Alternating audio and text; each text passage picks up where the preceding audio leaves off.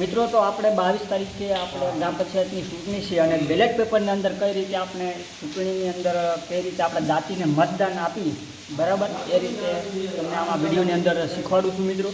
તો પહેલી વાર આ સિક્કો છે તે તમને આનાથી પણ નાનો સિક્કો મળશે તે ચૂંટણી મતદાન મથક ઉપર એને એક સિક્કાની એક જ વાર અડાડી આ રીતનું આપણા દાંતી ઉપર